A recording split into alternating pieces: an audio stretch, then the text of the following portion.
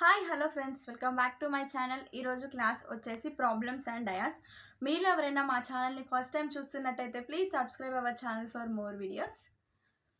ఇప్పుడు problems and dais అనేది mainly classified into two types.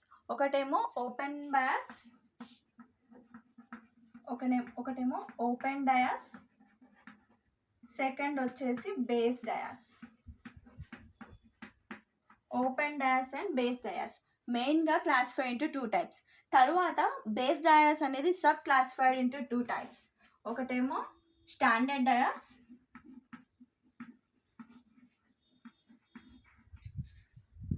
ఇంకొకటేమో ordinary dice. Standard dice and ordinary dice. Standard dice అంటే ఏంటి అంటే, ఇప్పుడు ఫర్ సపోజ్ ఇలా డయాస్ ఉన్నాయి.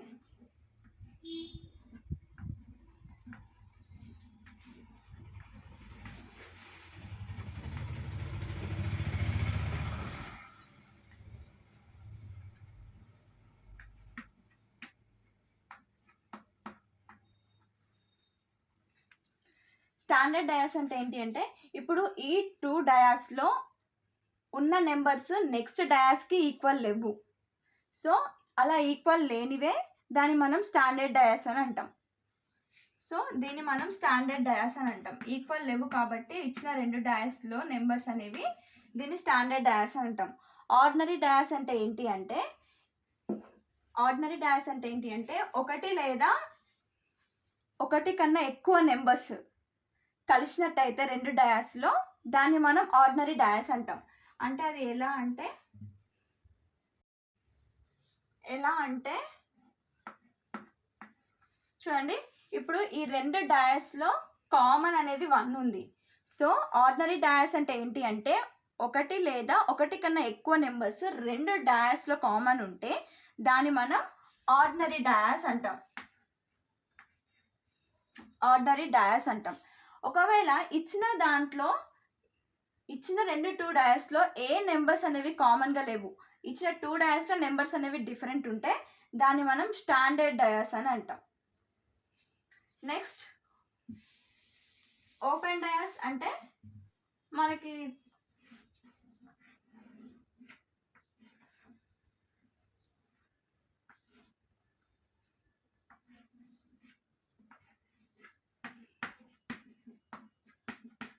ఓపెన్ డయాస్ అంటే ఇలా ఉంటుంది.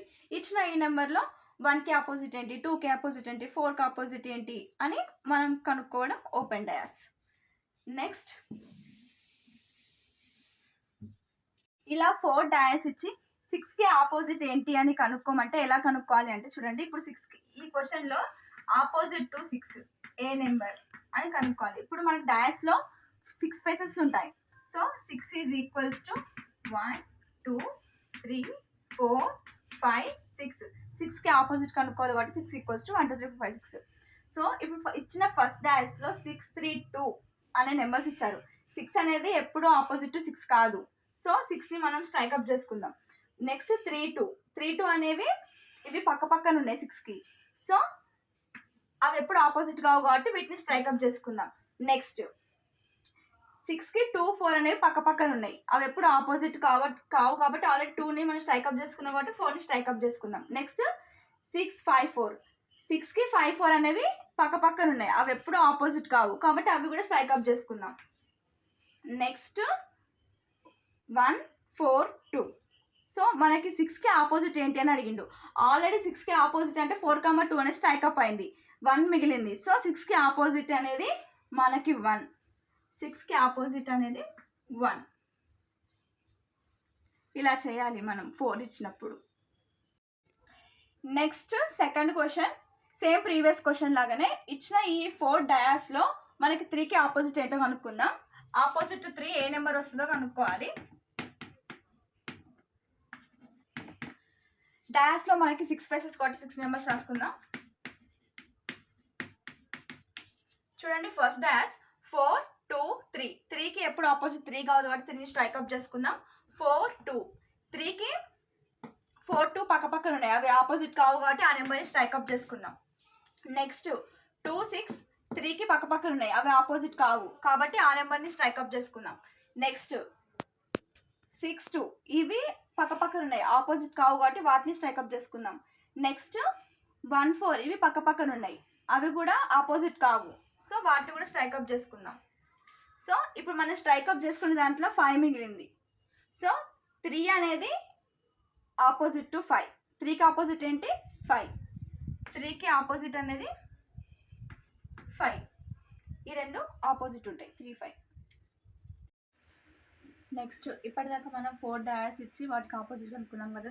ఇప్పుడు 3 డయాస్ ఇచ్చి వాటికి ఆపోజిట్ కనుక్కోమంటే ఎలా కనుక్కోవాలంటే సేమ్ మోడల్, అది ఇది సేమ్ మోడల్. దీంట్లో 4కి ఆపోజిట్ కనుక్కుందాం. 4కి ఆపోజిట్ కనుక్కుందాం. సో మనకి డాష్కి 6 పేజెస్ కదా, సేమ్ మోడల్ ఇందాక ఇది చూడండి. 4కి ఎప్పుడు ఆపోజిట్ కాదు కాబట్టి 4ని స్ట్రైక్అప్ చేసుకుందాం. నెక్స్ట్ 2 1, 4కి 2 1 అనేవి పక్క పక్కన ఉన్నాయి, అవి ఆపోజిట్ కావు, సో వాటిని స్ట్రైక్అప్ చేసుకుందాం. నెక్స్ట్ 3 2, 4కి 3 2 అనేది పక్క పక్కన ఉన్నాయి, అవి ఎప్పుడు ఆపోజిట్ అంటే ఆపోజిట్ కావు అవి, సో వాటిని స్ట్రైక్అప్ చేసుకుందాం. నెక్స్ట్ 1 5 ఇవి కూడా పక్క పక్కన ఉన్నాయి, అవి కూడా ఆపోజిట్ కావు, సో వాటిని స్ట్రైక్అప్ చేసుకుందాం. సో మనకి మిగిలిన నెంబర్ ఏంటిది 6, సో 4కి ఆపోజిట్ ఏంటిది 6. సేమ్ ఇలా చేసేయాలి 3 డయాస్ ఉన్నప్పుడు కూడా. సెకండ్ క్వశ్చన్ థర్డ్ డయాస్ మీద ఇచ్చిన ఈ 3 డయాస్లో మనకి ఆపోజిట్ 2కి ఏ నెంబర్ వస్తుందో కనుక్కోవాలి. ఇంతకుముందు దాంట్లోనేమో మనం కనుక్కోవాల్సిన నెంబర్కి అది 2 లేదా 3 డయాస్ మీదలో ఉండేది, బట్ ఇక్కడ ఒకటే డయాస్లో ఉంది. అప్పుడు మనం ఎలా కనుక్కోవాలో చూసేద్దాం. ఇప్పుడు 2కి ఆపోజిట్ కనుక్కోవాలి మనం.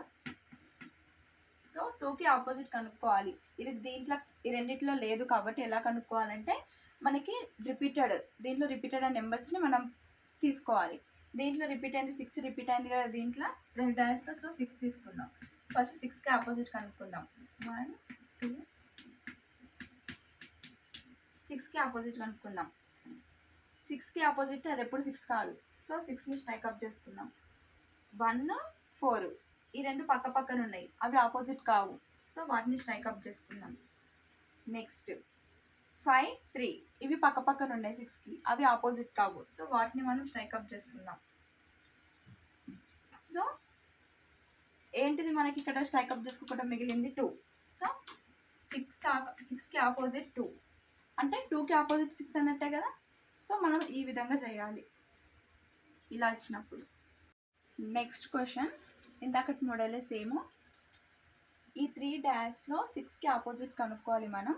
సో ఇంతకుముందు మనకి ఆపోజిట్ కనుక్కోవాల్సిన నెంబర్ 2 or 3 డయాస్లో ఉండేది, దీంట్లో ఓన్లీ 1 డయాస్లో ఉంది. సో ఇప్పుడు 6కి ఎలా ఆపోజిట్ నెంబర్ కనుక్కోవాలో చూసేద్దాం. సో 6కి ఆపోజిట్ నెంబర్ కదా మనం కనుక్కోవాల్సింది. ఇప్పుడు దీంట్లో ఏ నెంబర్ ఎక్కువసార్లు రిపీట్ అయిందో చూద్దాం.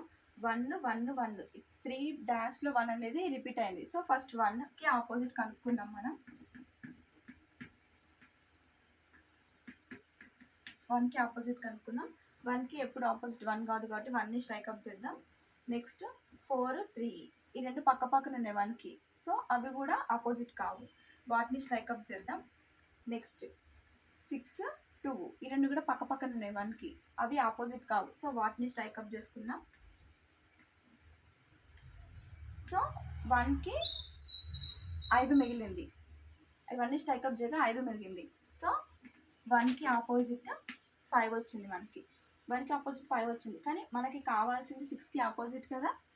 సో 1 రిపీటెడ్ టర్మ్ కాబట్టి మనం తీసుకున్నాం, అప్పుడు మనకి రాలేదు. సో నెక్స్ట్ రిపీటెడ్ టర్మ్ ఏంటో చూద్దాం. నెక్స్ట్ రిపీటెడ్ టర్మ్ 3 ఇప్పుడు 3 తీసుకుందాం. 3 = 1 2 3 5 6. నెక్స్ట్ 3కి రిపీటెడ్ 3 అనేది ఎప్పుడు ఆపోజిట్ కాదు కాబట్టి దాన్ని స్ట్రైక్అప్ చేసుకుందాం. 4 1 ఈ రెండు పక్క పక్కన ఉన్నాయి 3కి, అవి ఆపోజిట్ కావు, సో వాటిని స్ట్రైక్అప్ చేసుకుందాం. నెక్స్ట్ దీంట్లో చూడండి 1 2 పక్క పక్కన ఉన్నాయి, అవి ఆపోజిట్ ఉండవు 3కి, వాటిని స్ట్రైక్అప్ చేసుకుందాం.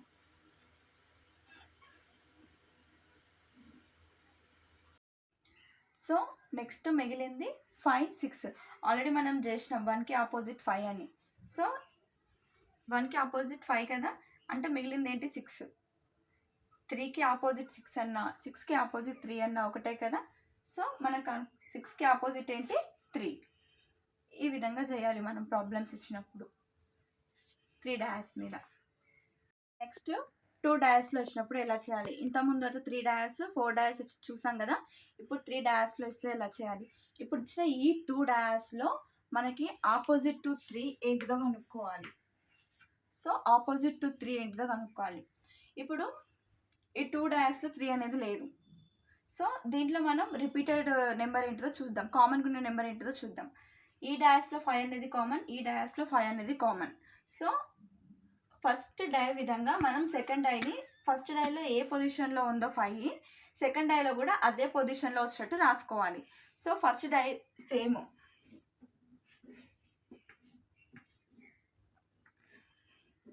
సో ఫస్ట్ డయాస్ అయితే same. Next second dice,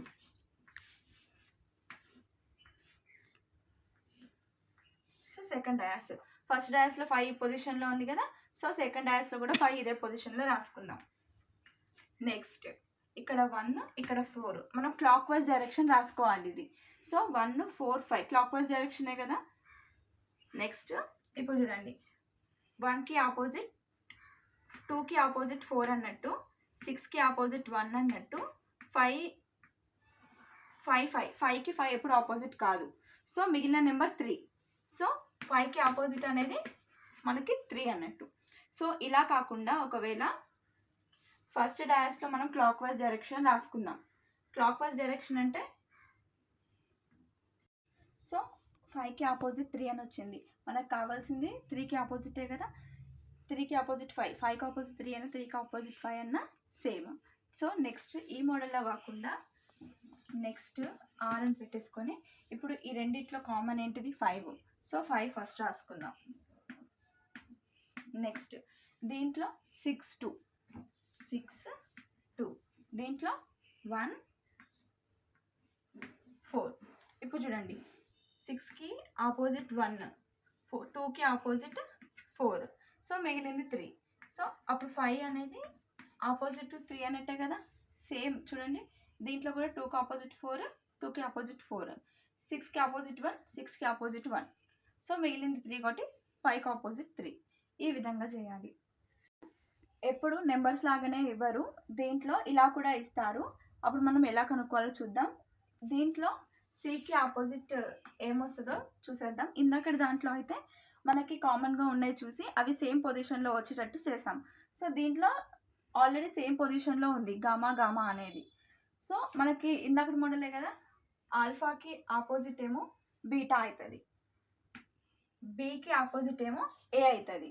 so gamma opposite కావు కదా అవి ఎప్పుడు. సో మిగిలింది ఏంటిది సికి ఆపోజిట్ గామా అన్నట్టు, సికి ఆపోజిట్ గామా.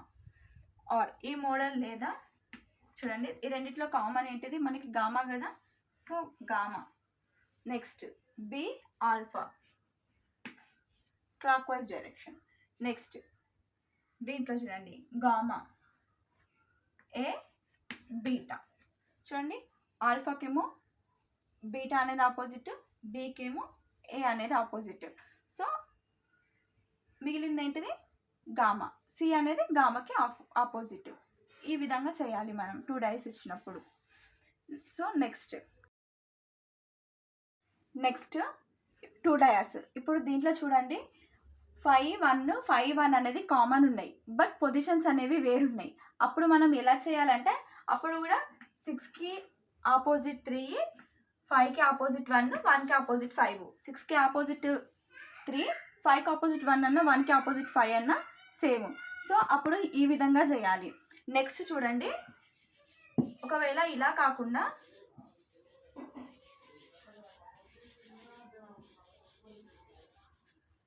ఇలా కాకుండా 1 2 3 4 5 6 ఒకవేళ డాష్ అనేది ఇలా ఇచ్చి